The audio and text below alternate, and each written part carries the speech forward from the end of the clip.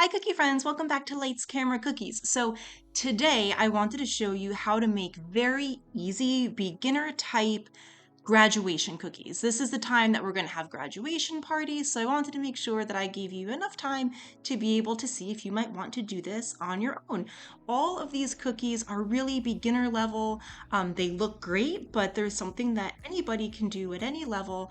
So I'm going to take you through all 5 of these cookies. So that is the graduation gown, the congrats sign, the mortarboard hat, the diploma, and the star. You can use any color you want, of course. You can personalize it in any way, but this is just a really great starter set that I hope you find useful. So some tools that you are going to need to make these cookies would be your cookie cutter. I believe that all of my cookie cutters are Ann Clark, and I can link them in the description below so you can find the exact cookie cutters that I used. You're also going to need your piping or pastry bags. The bags that I use are tipless, so I don't use any of those metal tips. They're tipless bags, and you can cut the end of the bag into any size hole that you find that you want to work with. I also use a scribe tool, which is a little pointy tool that you can use a toothpick or you can purchase an actual scribe tool, and the food coloring of your choice. So we're going to start with the hat. This is by far the best cookie cutter that I have found for the hat. It's the least delicate, so the tassel, I've had other cookie cutters where the tassel is just too skinny or too delicate and it does break off. So this one was a really good one.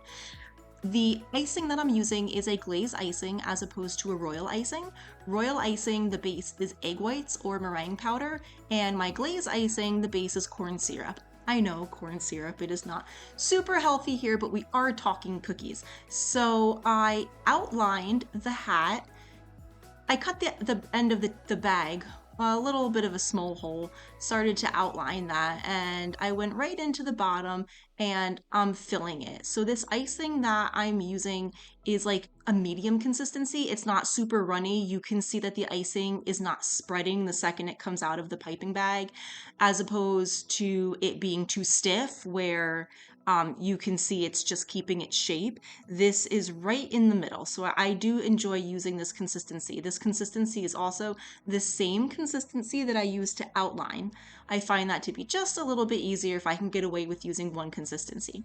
You're also going to notice that I filled the bottom part of the hat and I'm going to let that crust over. And by crust over, I mean within 10, 20 minutes or so, you can actually very lightly run your finger over it and it won't break. Now, if you push your finger down, it'll go through, but we're talking about just being able to glide your finger over it and have no cracks or movement. And I did this because as I'm filling in the top of the mortar board, what's going to happen is you're going to see there's going to be a separation. There's going to be a clear separation from the bottom of the hat and the top.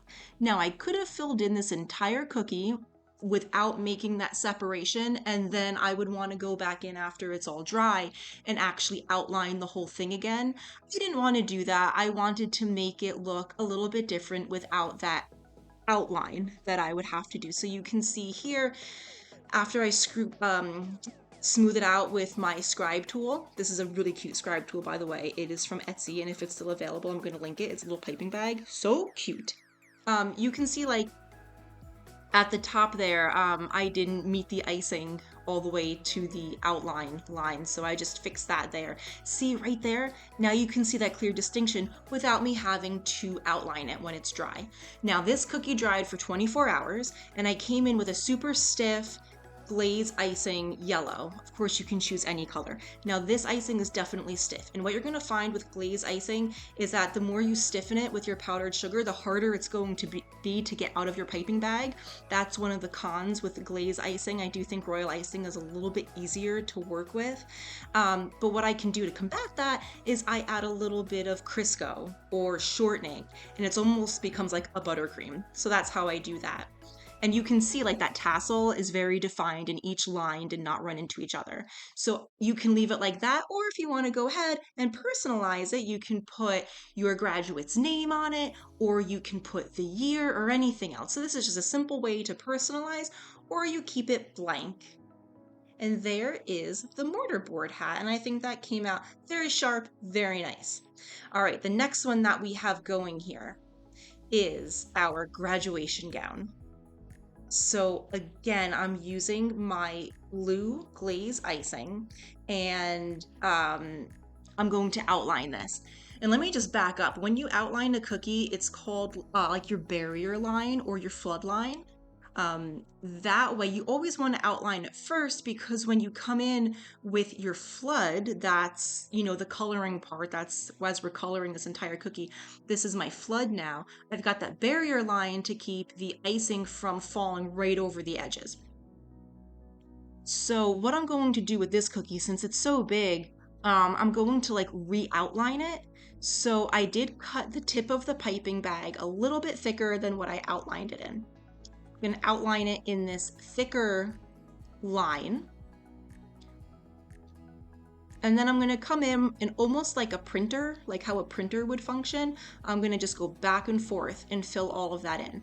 Now you might be saying, why on earth are you using such a small tip? Like I would cut that bag so much bigger to have a bigger tip to let the icing out of. One of the reasons why I do choose a smaller one, I have more control. It's not, you know, running all over. I can really purposefully put the icing where I want it. The other thing is the smaller the hole, the less bubbles you could wind up getting in your icing. So if you ever overmixed your icing where too much air is, you know, getting folded in there, if you use a bigger hole or a bigger tip, you're not popping the bubbles. So actually the bubbles are going through this little tiny hole and pretty much popping before it actually becomes a big bubble. So I'm just smoothing out this icing with the tip of my icing bag until I realize that's more of a job for a scribe tool. So I'm just going to make sure that I push that icing all the way to the end of that line because it is noticeable if you have a gap between your flood versus the line that you created. Okay, so I let this dry for a full 24 hours. You might be able to get away with less time, but where I am right now, it's kind of humid, so the icing is not setting as easily. So I do want to give it a full 24 hours. Also, it prevents icing bleed or color bleed, where that green, I'm sorry, where that blue runs into that yellow and creates green. So I'm using that same consistency icing that I just used for the tassel on the mortar board. And I wanted to give this gown just a little bit more something something. So this is, you know, sometimes in graduations they give you like the stole if you're in an honors program or if it's just part of the outfit for the day. Yes, the graduation, the most fashionable choice. So many times, I mean, I'm thinking about my graduation from high school. It was so hot that day and it was like I don't even know what the material is. It almost felt like plastic. I was so hot. Oh my goodness. Then for college, of course, the fabric got a little bit better. Okay, so here we go. And I'm gonna put down that like that zipper, you know, in the front. And I'm gonna take my scribe tool and I'm gonna smooth out that yellow because you see all those gaps I left? I wanted to fix them. All right, so here is the gown.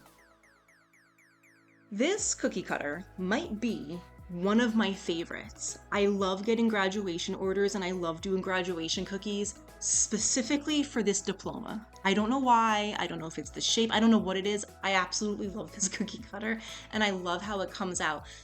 When I cut out these cookies, I do make the cookie a little bit thicker.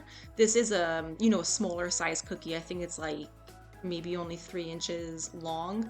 So I want to make sure that we're getting like a nice, almost like biscuit. Like I like cutting out my cookies thicker anyway, like a biscuit.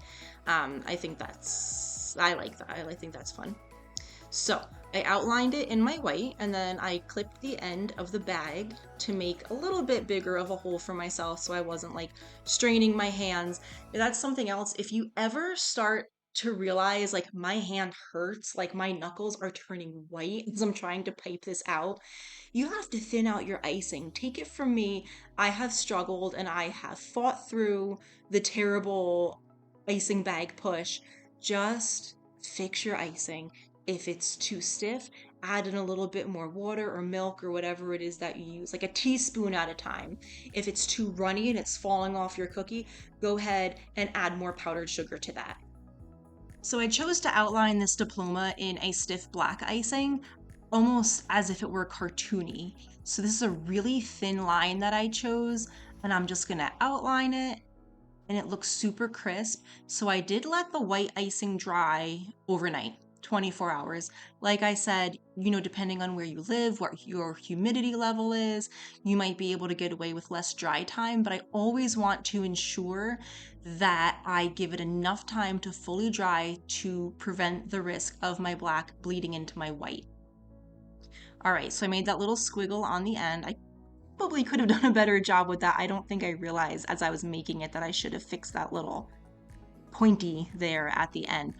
Well, anyway, the next thing we're gonna do is make the bow. So I'm gonna choose that blue bow, and this is a really thick icing again. I stiffened it with my sugar, with my powdered sugar and the Crisco. So it definitely pipes out super smooth. I'm not straining to get this out of the bag. And you can see for the bow, I piped thin and then I pushed like pressure piping, pushed a little bit harder to make that thick. And then I just a nice solid line and curl up in a little curve at the end. And there's the diploma. Came out very, very cute. Which is the next cookie? Oh, okay, the banner. This is just one of those good ideas that you can use if you didn't want to just have, like the traditional cap, gown, and diploma. I love this banner cookie cutter because I've used this for so many different things. Baby shower announcements. It's a boy, it's a girl, we're getting married, happy birthday. This is just a really nice cookie cutter to have, this banner. So as per usual, I outlined it in my icing and I'm going to go ahead and fill this. Now I am going to speed this up a little bit because this is a real-time flood. When you watch my videos on Instagram or even other ones on YouTube, I mean, I'm speeding that up like 20 times the speed. This is the speed of a real flood. So you do need patience for it, but it is quite relaxing. So let me speed this up for you. All right, so I sped that up about 8 times the speed. There we go. Look at how easy that is. No time at all. That's what they don't tell you about being a cookie decorator. It takes hours and hours and hours. But I'm telling you, when you watch things on social media, you watch it and you're like, wow, this is so easy. Meanwhile, it takes like 10 minutes to do one cookie. All right, so here, this is the writing. I chose to not use a projector to help me write. I made up my own font here because I didn't want to get too technical or too, you need all these tools. Anybody can do this. You just trust yourself with your writing. So this is my stiff blue icing that I stiffened with my powdered sugar and my Crisco. And this is called pressure piping, pressure writing, where you push, push, push, push, push to get a thin line and then barely push it all. Then push a little more. All right, so it's like with the C where it's thicker, I just pushed a little bit harder. This is something that you would just have to be sure you're using the correct consistency icing for. Of course, you don't want it too runny because the letters are just going to smooth out all over the place. So you really have to practice with your icing and see what works for you and see what you can work with best. Also, you can see how I'm holding my piping bag. I tend to do better when I hold my piping bag for writing as if it were a pen. So if I'm, usually flooding a cookie, I hold it with like the palm, grasping it with the palm of my hand. This, I'm holding it with my index finger, my middle finger, and my thumb. And that's it. So I have the illusion that it's like I'm writing with a pen. All right, so there's the word congrats. I think that came out super cute. Of course, you can write anything, graduate, 2020, whatever the year is. I just chose congrats because it's just one of those things you have to say to the grad, right? Congrats, grad. Right, so to me, I could leave the banner as is, right? It's a banner. It looks very cute. What I wanted to do was give those angles for a banner, which let me tell you, I don't know what it is. Angles confuse the heck out of me. So I did the angle wrong the first time, scrape that off with my scribe tool, mistake. See how easy it is? It's just scrape it off. It's as if it was never there. So I wanted to make sure I got the angles right. So I went from that corner, the inside corner, and went up and over. And I'm just gonna follow that like belly of the banner and I'm gonna connect it to the other point. Okay, I had to draw this out so many times too. That's another tip. I would always sketch out your cookies first if you can. Sometimes I do cookies where it comes right from my mind and that was it, but I feel much, much more prepared if I take the time to sketch them out so I can go back and refer to it. I did not do that for this banner, so me trying to figure out what the proper angles of this banner are took me forever. Whereas if I just sketched it out first, I would have saved myself a little bit of confusion. All right, so there we go. I hope you can see what I'm attempting to do with these angles that I keep talking about. All right, now while we're doing this black icing, I usually mention about black icing. Just be careful when you're mixing it. Don't dump in all of the black icing. Do it little by little. If it comes out to be like sometimes it has a purplish tint to it, add a drop of yellow. Neutralizes that purple and just brings out more of the black. Taking my scribe tool to like pat down any of those little pointies, and we are done. I was very enthusiastic the way that I said that. We are done with that cookie, not the whole set. So here's the last one, the star. I love the star. Such a versatile cookie cutter.